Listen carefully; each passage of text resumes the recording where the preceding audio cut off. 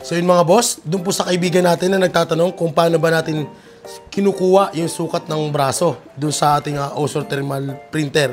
Ngayon mga pati, itong braso ng ating bossing, ang gagawin natin is hanggang dito yung tattoo na gagawin natin sa kanya. So sa part na yan, hindi kasya po ang isang Ozor na stencil paper. So hindi siya kasya talaga, kakapusin yan.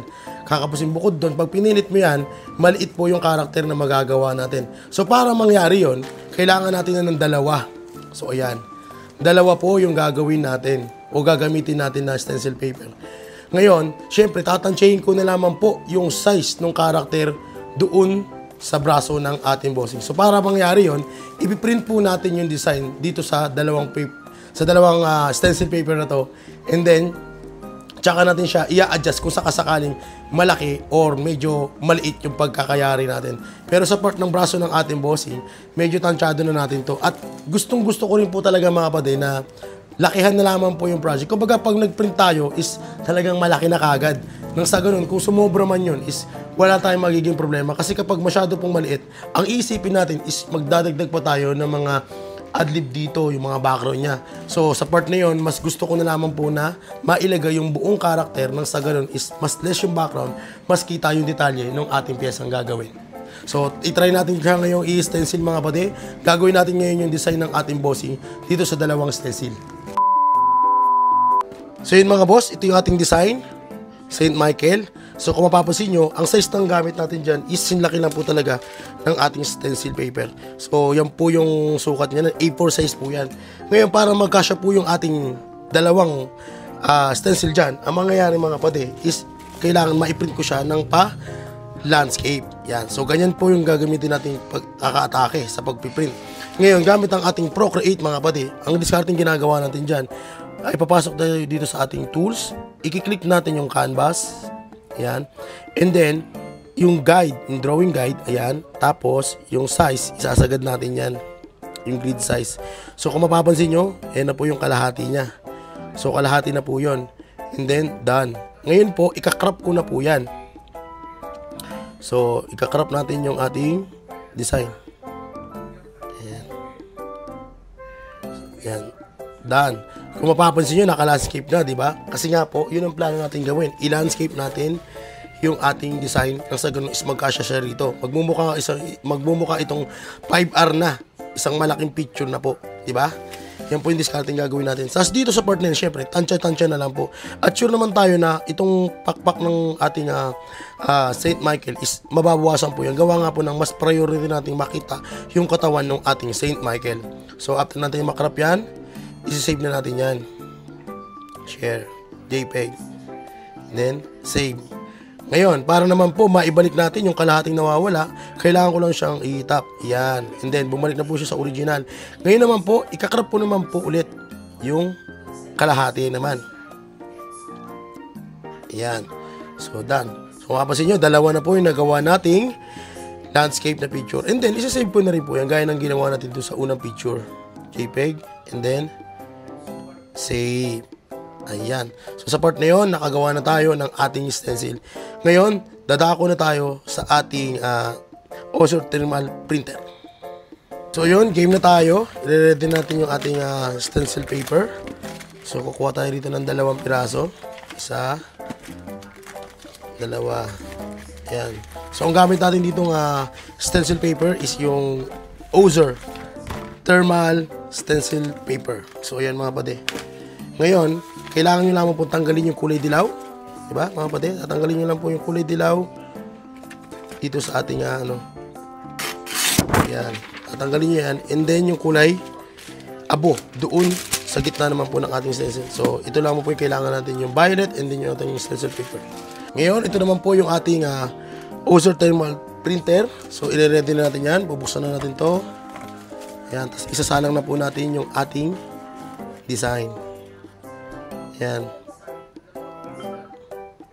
So dahil nga okay na siya, ngayon papasok na tayo dito sa ating application. Yung application po ng ating Ozor Thermal Printer. So i-click lang natin yan dahil nagamit natin siya. Tanggalin muna natin yan. Click natin ulit and then photo editing. So mapapansin nyo, ito yung 2 picture na ginawa natin, di ba? Kung makikita ninyo, ayun, buo siya. Pero hati yan. So ang unahin natin i-print dyan mga kapatid, ito muna. Yung ulo. And then done. Sabay, print natin yan. Print. Ayan na siya. So ganun lang po mga kapatid, yung ginawa natin diskarte para makuha natin yung sukat doon sa braso. Kumbaga, ano pa rin to, tansya-tansya pa rin to mga kapatid. Wala tayong specific na sukat na ginagamit para lang mano. Kumbaga, dahil nga sa experience na rin po talaga, kaya kahit pa paano is nakukuha na natin yung sukat. Tsaka talagang sinasadya natin na lakihan nang sa ganun nga po is magamit natin yung buong braso ng ating boss. Kung susobra man yan, syempre, adjustment na lang o talagang mawawala na siya dun sa ating original design. Yan. Common naman kasi na malaki yung braso ng ating bossing, kaya kung mapapansin nyo, ayan yan. Ito yung harap pero pagdating sa likod, man naman kuha pa to. Pasok yan, yung size na yan. So ngayon, tapos na isa, ididikit naman po natin yung ating isa pang stencil. So sana nasundan nyo, pati yung ginagawa natin diskarte para mabuo natin yung isang malaking pyesa gamit yung dalawang stencil paper. Diba? Alam nyo na yung diskarte. Gupitin na natin. Yan. Para pag pinagdugtong natin siya, sakto na yan. Diba? Tsaka natin siya ngayon pag didikitin. O diba? Nakita nyo ba yung size mga pati? Diba? Ang bilis lang. Nagawa na natin siya. So kailangan lang natin silang pagdikitin. At hanggat maaari is tama po yung kanilang allowance. Yan. So para hindi tayo mahirapan magdikit, lagyan na muna natin sila ng manipis. Maliit lang. Yan. Guide. Para bago natin siya lagyan ng isang buong tape is, yan, katulad yan, diretso na. Hindi tayo mahirapan maglapat pa ng isang buong tape. Yun. Ganun kasimple mga pade. Diba? So ito na po yung ating nagawang stencil mga pade. Ang gagawin natin dyan is gugupitin na lamang po and then i-check natin to doon sa braso ng ating bossing kung tama po yun ang gawa nating sukat. So yun mga boss, ito yung ating nagawang design. Tapos ito naman po yung braso ng ating bossing. Ngayon kung ilalapat natin to, kung mapapansin ninyo, ayan, dyan siya nakalapat, nakapatong na tayo. O diba?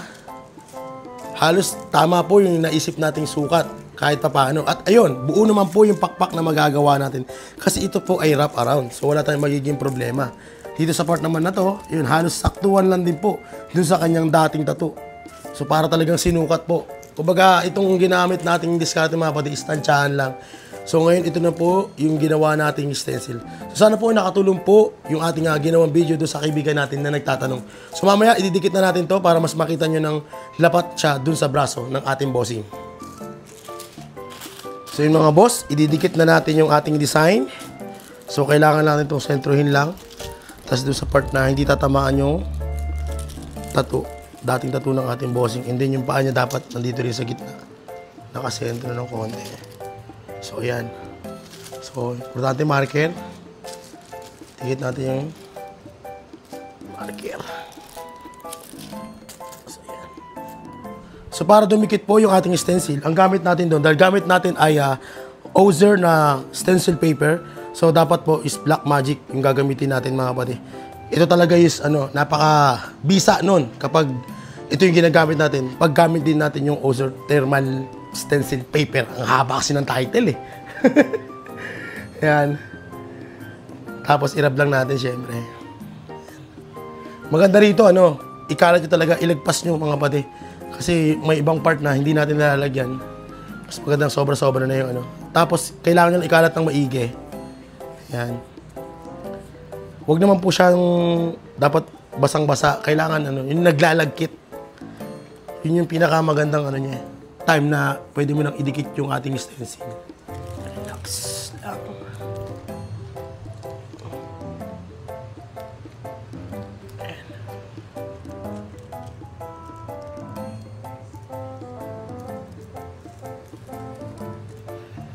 Goods.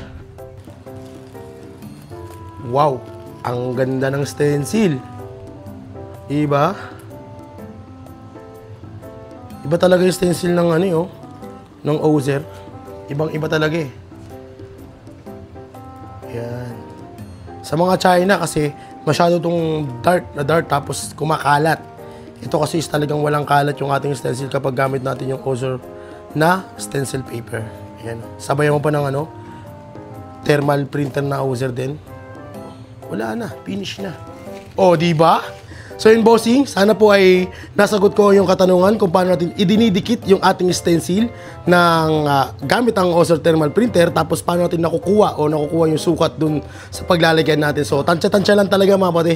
Yun lang talaga yung sekreto dun mga pati. Kumbaga kailangan nyo lang din alamin o gamayin yung gamit natin nang sa ganun hindi tayo na-aaksaya ng stencil. Pero sa simula talaga is mag-aaksaya ka, pero pagdating ng time, makakabisado mo na rin gaya ng ginagawa natin. So sana po ay nakatulong.